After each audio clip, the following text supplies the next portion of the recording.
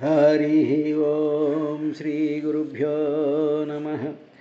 లలితస్కంధము కృష్ణమూలము సుకాలాపాభిరమంబు మంజులతా శోభితమున్ సువర్ణ సుమనస్సు జ్ఞేయమున్ సుందరోజ్వల వృత్తంబు మహాఫలంబు విమలం వ్యాసాలవలంబునైవలయున్ భాగవతాఖ్యకల్పతరుర్విన్ సద్విజశ్రేయమై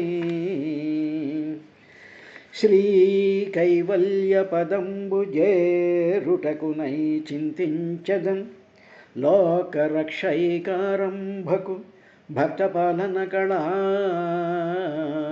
సంరంభకున్ దానవోద్రేకస్తంభకు కేళీలోల విలస దృగ్జాల సంభూత నానా కంజాత భవండ కుంభకు మహానందాంగనాడింభకున్ నిగమములు వేయి చదివిన సుగమంబులు కావు ముక్తి సుభగత్వంబుల్ సుగమంబు భగవతమను నిగమంబు పఠింప ముక్తి నివసనము బుధా శ్రవణం కీర్తనం విష్ణోస్మరణం పదసేవనం అర్చనం వందనం దాస్యం సఖ్యం ఆత్మనివేదనం తనుహృద్భాషల సఖ్యమున్ శ్రవణమున్ దాసత్వమున్ వందనార్చనముల్ సేవయు ఆత్మలో ఎరుకయున్ సంకీర్తనల్ చింతనంబను ఈ 9 భక్తి మార్గముల సర్వాత్మున్ హరిన్ నమ్మి సజ్జనుడైయుండుట భద్రమంచు తలతున్ సత్యం బుదైత్యోత్తమా పానీయంబులు త్రావుచున్ కుడుచుచున్ భాసించుచున్ హాసలీలా నిద్రాదులు సేయుచున్ తిరుగుచున్ లక్షించుచున్ సంతత శ్రీనారాయణ పదపద్మయుగళీ చింతామృతాస్వాద సంధానుండై మరచన్ సురార్యసుతుడు యతద్విశ్వమున్ భూవర ఎందుగలడందులేడని సందేహము వలదు చక్రి సర్వోపగతుండు ఎందెందు వెదకి చూచిన అందందే గలడు దానవాగ్రణి వింటే. హరి ఓం శ్రీ గురుభ్యో నమః. ప్రచేతసులు ఆ విధంగా అంటూ ఇంకా ఏమన్నారంటే, యదాదిష్టం భగవతా శివేన అధోక్షజేన చ తద్గృహేషు ప్రసక్తానాం ప్రాయశః క్షపితం ప్రభో అని చెప్పి, మనలాంటి మానవులందరికీ కూడా ఏ సమస్య అయితే ఉందో ఆ సమస్యని జ్ఞానస్వరూపుడైనటువంటి నారద మహర్షి ముందు వాళ్ళు ప్రజెంట్ చేశారు. ఏమిటండి అన్నాను. ఉదాహరణకి, ఏమండి పలానా వాళ్ళు చాలా అద్భుతంగా చెప్పారండి, 10 ఏళ్ల క్రితం ఆయన చెప్పినటువంటి ఏదో మంచి అద్భుతమైనటువంటి ప్రవచనం అంతా కూడా విన్నాం, ఎంతో మనసుకి బాగా పట్టేసిందండి. ఆ తర్వాత కొంతకాలం అయ్యేటప్పటికి వారు ఏం చెప్పారో ఏమిటో గుర్తుండటం లేదు, అది కాలక్రమేణా అదంతా కూడా ఏదో మాసిపోయినట్టు అయిపోయింది, కానీ చెప్పినటువంటి కొన్ని విషయాలు మాత్రం మనసుకు గుర్తున్నాయి. అప్పుడు వారు చెప్పినటువంటి విషయాలన్నింటినీ కూడా ఆచరణలో పెట్టాం, ఆచరణ చేస్తూనే ఉన్నాం. ఈ విధంగా కొంతకాలం గడిచింది. ఆ తర్వాత ఏమిటండి అంటే, రకరకాలైనటువంటి ఏదో పిల్లల చదువులని అవని ఇవని సంసారాలు ఉద్యోగాలు వాటిల్లో పడిపోయేటప్పటికీ ఆ చెప్పినటువంటి విశేషాలన్నీ కూడా ఆ మనసు దాని మీద నిలకడగా ఉండటం లేదండి అని కదా మనం సాధారణమైనటువంటి 100% మానవులందరూ కూడా చేసేటువంటి కంప్లైంట్ కాదు, సమస్య. అది న్యాచురల్గా సహజంగా జరిగేటువంటి విశేషమే కదా.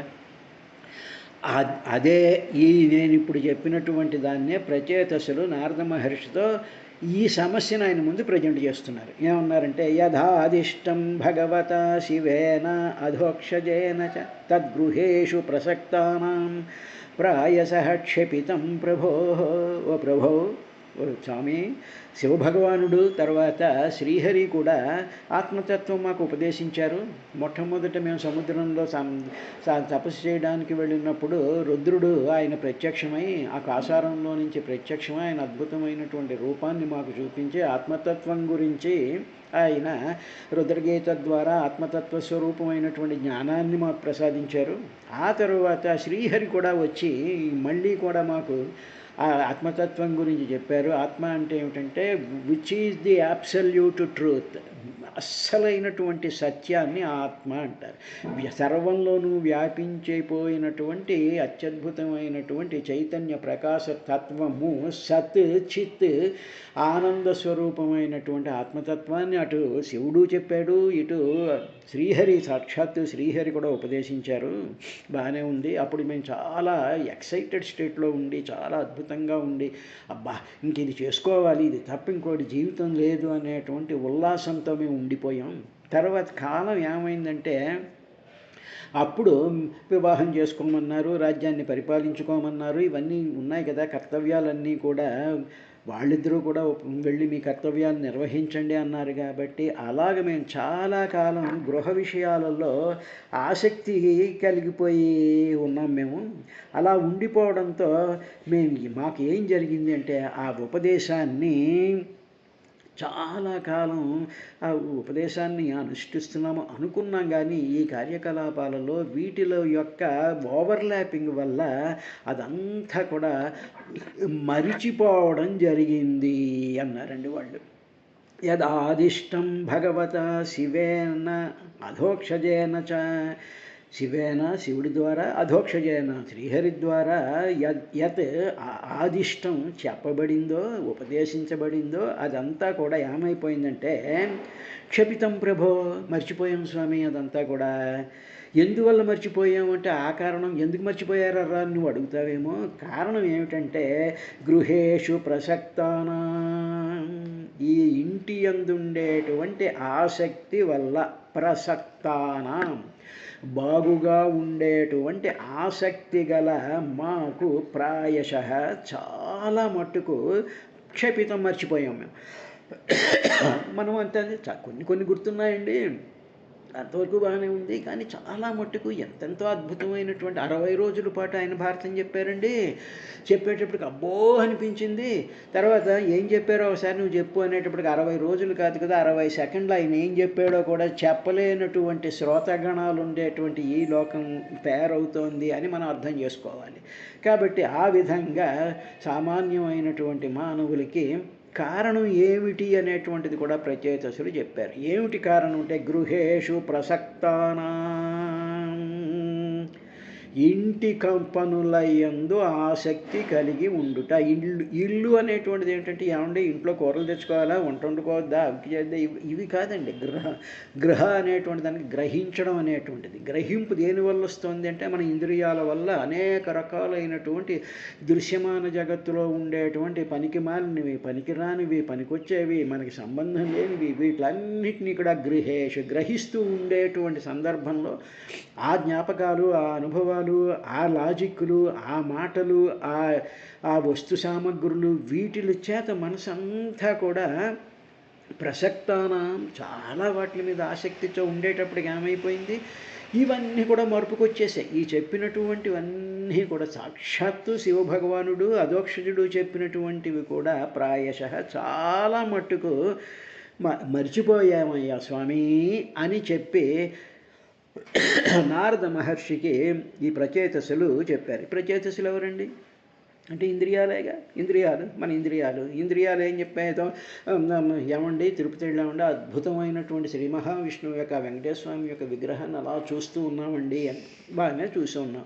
ఆయన వెంకటేశ్వర సుప్రభాతం విన్నామండి, బాగా అక్కడేమో మంచి లడ్డు తిన్నామండి, రుచిగా ఉందండి. అక్కడ ఆ తులసిమాలల్లో నుంచి అక్కడ ఉండేటువంటి ఆ తీర్థంలో నుంచి వచ్చినటువంటి సువాసనలన్నీ కూడా చాలా ఆనందంగా ఉందండి. అక్కడ ఉండేటువంటి ఆ దైవ సంస్పర్శ అంతా కూడా శరీరానికి చాకి ఒక రకమైనటువంటి వైబ్రేషన్స్ వచ్చేసేయండి అని చెప్తాం కదా. అక్కడ ఉండేటువంటి 10 నిమిషాలు 15 నిమిషాల తర్వాత బాగానే ఉంది, ఓహో చాలా అద్భుతం, అది భగవంతుడి అనుగ్రహం, నీ యొక్క సంస్కారం వల్ల ఇవన్నీ నువ్వు అనుభవించావు. బయటికి రాగానే అక్కడ మంచి హోటల్ ఉందండి, 4 స్టార్ హోటల్ ఉంది, అక్కడేమో మంచి బిర్యానీలు చేస్తారట, అక్కడేమో మంచి లస్సీ బాగుంటుందిట, ఆ కిందకి వెళ్ళేటప్పటికి అక్కడేమో మంచి మంచి చీరలు దొరుకుతాయిట, అక్కడేమో ఇవి దొరుకుతాయిట అవి దొరుకుతాయిట అనేటువంటి ఇంద్రియ చాలనం వల్ల ఏమైపోయింది, ఇంతవరకు నువ్వు పేలినటువంటి పేలాపన ఉందే దాని మీద ఇదంతా పడిపోలేదు.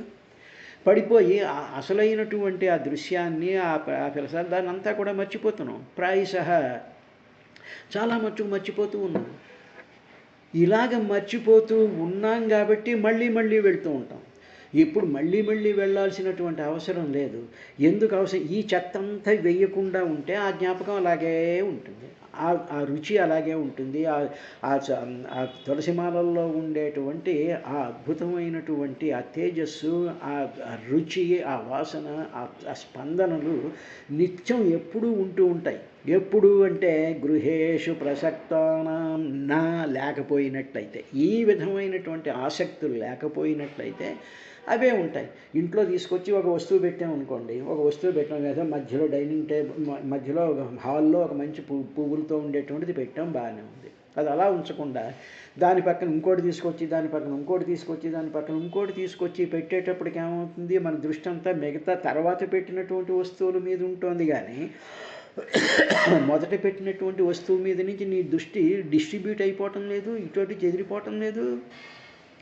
అంటే ఏమిటన్నమాట, నీ ఇంద్రియాలన్నీ కూడా ప్రసక్తానాం గృహేషు, వీటిల మీదకి వెళ్ళిపోతూ ఉందయ్యా, ఇది మా సమస్య. అందువల్ల సాక్షాత్తు భగవంతుడు చెప్పినటువంటి, శివుడు చెప్పినటువంటి, అధోక్షజుడు చెప్పినటువంటి ఉపదేశం కూడా క్షపితం, మరువబడినది, మరిచిపోబడినది.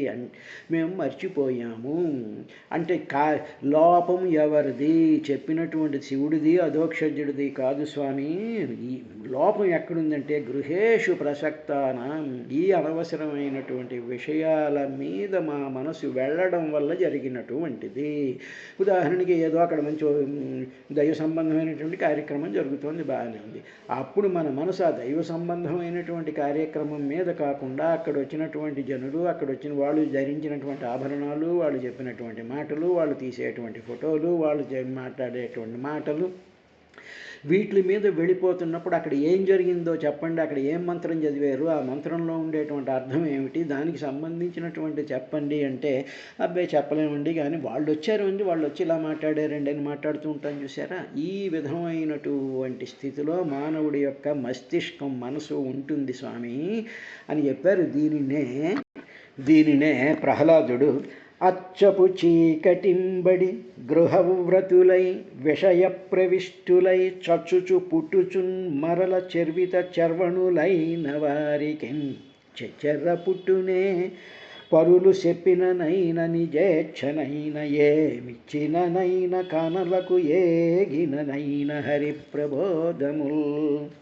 అచ్చపు చీకటింబడి, ఇదంతా చీకటి, ఈ చీకటి అంతా వెలుగు అనుకుంటున్నాం. 4 లైట్లు వేసేసి, ఫోకస్డ్ లైట్లు పెట్టేసేసి ఫోటోలు తీయించేసుకుంటూ ఉంటే వెలుగు అనుకుంటున్నాం. కాదు, అక్కడ ఆ ఫోటోలు, ఆ లైట్లు, నీ సైడ్ పోజులు ఇవ్వడంలో నీ జీవితం వెళ్ళిపోతుంది. కానీ ఎదురుగా ఉండేటువంటి ఆ భగవంతుడి మీద నీ దృష్టి వెళ్ళటం లేదంటే నీ కళ్ళు బైర్లు కమ్మాయి, నీ కళ్ళు చీకట్లు కమ్మాయి. భగవంతుడిని చూడలేనటువంటి చీకట్లు నీ కళ్ళకు వచ్చేస్తే అచ్చపు చీకటింబడి గృహవ్రతులై అన్నీ గ్రహిస్తూ ఉంటాం అన్నమాట. అన్నీ అక్కడ ఉండేటువంటి వస్తుజాలాలు, అక్కడ ఉండేటువంటి మనుషులు, వాళ్ళ మాటలు, వాళ్ళ దృశ్యాలు, అక్కడ ఉండేటువంటి వీటిని గ్రహిస్తూ విషయ ప్రవిష్టులై, విషయాలు అంటే అక్కడ ఉండేటువంటి ఇంద్రియాలని ఆకర్షించేటువంటి సమస్తమైనటువంటివన్నీ కూడా విషయములు అంటారు. కంటికి రూపం విషయం, చెవికి శబ్దం విషయం, నాలుకకి రుచి విషయం, ముక్కుకి వాసనల విషయం, చేతికి స్పర్శలు విషయం. కాబట్టి విషయ ప్రవిష్టులై ఏం చేస్తున్నారు? చచ్చుచు పుట్టుచు, ఇలాగ వీటితో ఉంటూ చచ్చిపోతుంటారు, మళ్ళీ పుడుతూ ఉంటారు. మరల చెర్విత చర్వణులైన వారికి, అలాగా చస్తూ పుడుతూ ఉండేటువంటి వీళ్ళకి హరిప్రబోధము, భాగవతం చెప్తాను వినండర్రా అంటే భాగవతం ఇక్కడ చెప్పడానికి వీల్లేదు అనేటువంటి ఆ మనస్తత్వం కలిగినటువంటి వాళ్ళకి చెచ్చెర్ర పుట్టునే, వాళ్ళకి హరిప్రబోధాలు వినాలి అనేటువంటిది ఎక్కడైనా వాళ్ళ మనసులో పుడుతుందా? పుట్టునే. పోని పరులు చెప్పిననైనా, ఏమండి భాగవతం పెట్టుకుందామండి అంటే వద్దే, ఎవరు వస్తున్నారు, అనే స్పరులు చెప్పిననైనా నిజేచ్ఛనైన పోనీ వాళ్ళకి ఆ సంస్కారం ఉండి మనసులో భాగవతం విందాము, భగవంతుని ధ్యానించుకుందాము అనేటువంటి కోరిక ఏదైనా ఉన్నా ఏమిచ్చిననైనా, ఏమండి మీకు పట్టు చీరలు పెడతాం, మీకేమో పట్టు పంచులు పెడతాం, మీకేమో నెత్తి మీద ఒక చాలువ కప్పుతాం, కొంచెం భాగవతం చెప్పుకొని ఇవ్వండి అని మనం బతిమాలినా కనలకు ఎగిననైన హరి ప్రబోధము వాళ్ళకి అటువంటివి ఏమీ ఉండవు. ఎందుకంటే కొత్త కార్యక్రమాలే కావాలి అనుకునేటువంటి వాళ్ళకి ఇటువంటిది ఏమీ ఉండవు. అవన్నీ కూడా వాళ్ళు మర్చిపోతూ ఉంటారయ్యా అనేటువంటి విషయాన్నే ప్రచేతసులు వాళ్ళకి చెప్పిన తర్వాత ఇంకా ఏమన్నారంటే తన్నః ప్రద్యోతయాధ్యాత్మజ్ఞానం తత్వార్థదర్శనం ఏనాంజసా తరిష్యామో దుస్తరం భవసాగరం. కాబట్టి స్వామి, నీవు యథార్థమైనటువంటి ద్వైతం కానటువంటి, ద్వంద్వము కానటువంటి, అద్వైతమైనటువంటి సాక్షాత్కారం కలిగించేటువంటి ఆత్మజ్ఞానాన్ని మాకు ప్రకాశింపజేయ స్వామి. వాళ్ళిద్దరూ చేసేటప్పుడు సంసారంలో పడి, రాజ్యపాలనలో పడి, వీటి మీద విషయాల మీద మనసంతా వెళ్ళిపోయి దాన్ని మర్చిపోయాం.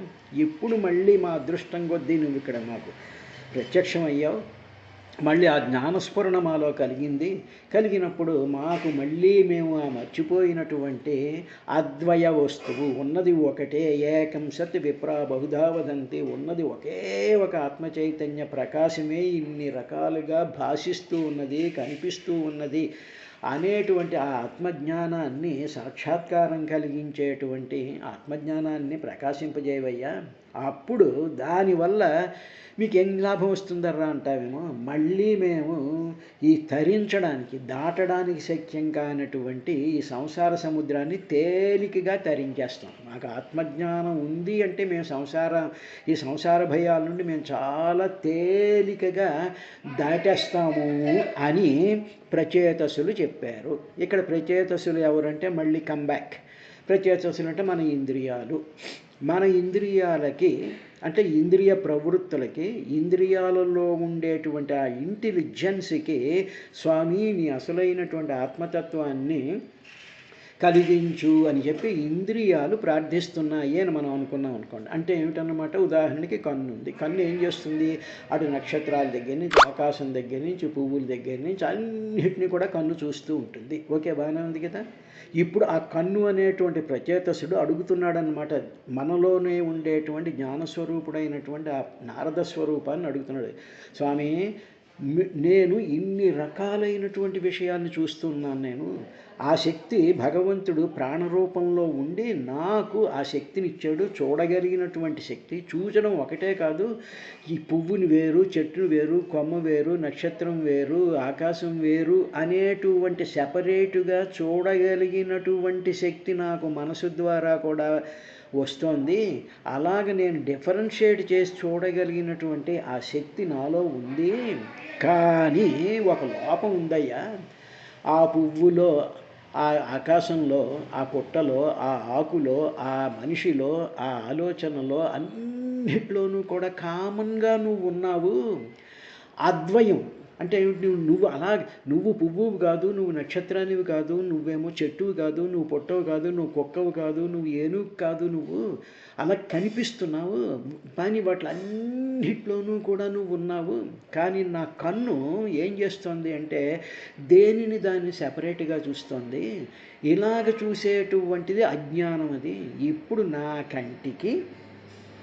నా కంటిలో ఉండేటువంటి ఆ జ్ఞానానికి నీ అసలైనటువంటి ఏకస్వరూపం, ఏకత్వాన్నే చూసించేటువంటి జ్ఞానాన్ని నాలో ప్రకాశింపజేయి. అంటే I must be able to see you at the same time all these things.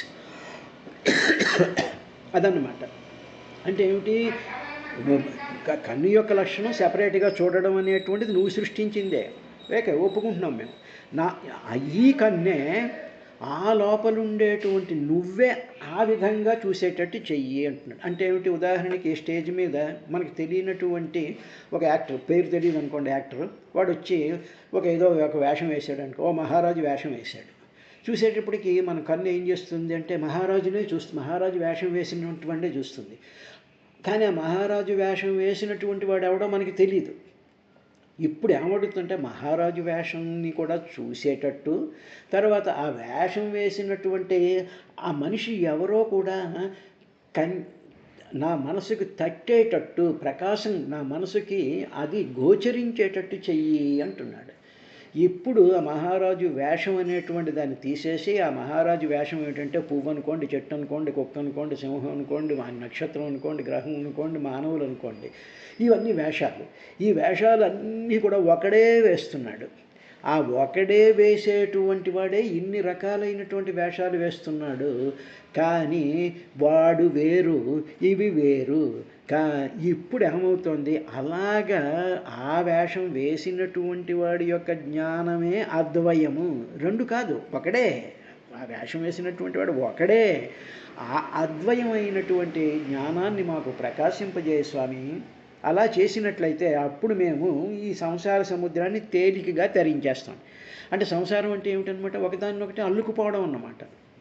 అల్లుకుపోవడం అంటే ఏమిటి, ఇప్పుడు పువ్వుని చూసామనుకోండి, పువ్వు కిందే చూసినప్పుడు పువ్వుని తల్లో పెట్టుకోవాలా, అక్కడ పెట్టాలా, ఇక్కడ పెట్టాలా, ఇది రేపు చచ్చిపోతుంది, ఈ పువ్వు మళ్ళీ రేపు వాడిపోతుంది కాబట్టి దీన్ని ఫ్రిడ్జ్లో పెడదామా, ఇలాగ రకరకాలైనటువంటి అల్లుకుపోతున్నాయి చూసారా. పువ్వుని చూస్తే పువ్వులో ఉండేటువంటి పరమాత్మ ఒకడే, పరమాత్మే పువ్వు రూపంలో కనిపిస్తున్నాడు. ఆ పువ్వుని తీసుకెళ్ళి ఇప్పుడు మన కోరిక ఉంటుంది మనకి, ఇది రేపు వాడిపోకుండా రేపు జడలో పెట్టుకోవాలి, లేకపోతే రేపు దండ కుట్టాలి అని చెప్పి నువ్వు ఫ్రిడ్జ్లో పెట్టి ఒక క్రియ చేస్తున్నావు, ఒక కార్యక్రమం చేస్తున్నావు. కార్యక్రమం అంటే సంసారం అనమాట. అంటే ఏమిటి, పువ్వుని తీసుకోవడం, దాన్ని దాంట్లో పెట్టడం, మర్నాడు మళ్ళీ దాన్ని తీసుకొస్తూ ఉండడం, మళ్ళీ ఇది వాడిపోతుందేమో అనుకుంటూ ఉండడం. ఇలా ఈ సంసార భయాలన్నీ పోతాయి.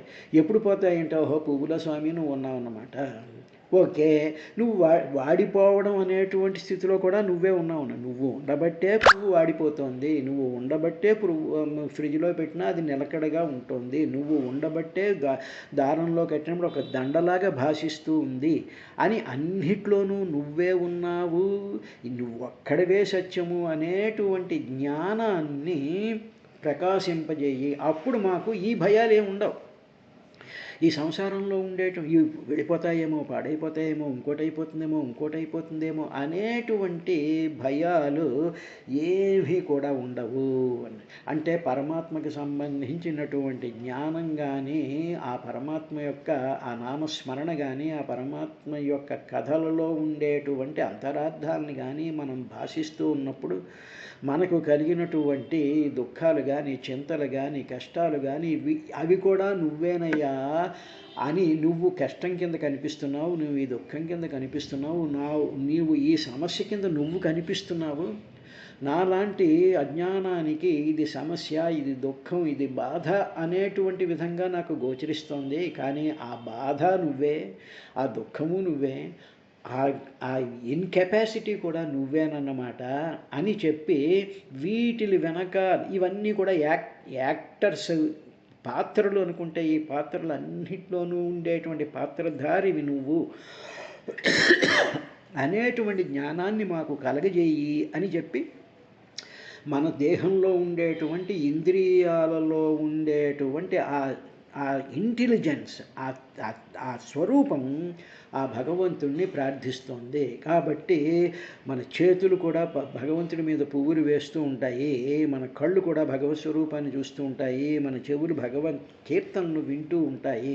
కాబట్టి ఎప్పుడూ కూడా ఈ ఇంద్రియాలన్నీ కూడా ఆ భగవత్ సంబంధమైనటువంటి కార్యక్రమాలలో మాత్రమే ఇన్వాల్వ్ అవ్వాలి తప్ప, ఆ కార్యక్రమాలు జరుగుతూ ఉండేటువంటి సందర్భంలో మన మనసుల్ని డిస్టర్బ్ చేసేటువంటి చీరలు, మనుషులు, మాటలు, ఫోటోలు, రకరకాలైనటువంటి ఇటు అటు కదులుతూ నవ్వులు, కేరింతలు, వీటిల్లోకి వెళితే నువ్వు గుళ్ళో ఉన్నా ఒకటే, ఇంట్లో నోరు మూసు కూర్చున్నా ఒకటే అనేటువంటి విషయాన్ని చెప్పిన తర్వాత అప్పుడు మైత్రేయ మహర్షి ఏమన్నాడంటే విదురుడితో, మైత్రేయ ఉవాచ ఇది ప్రచేతసాం పృష్టో భగవాన్ నారదో ముని భగవతత్యుత్తమ శ్లోక అవిష్టాత్మా బ్రవీన్ నృపా.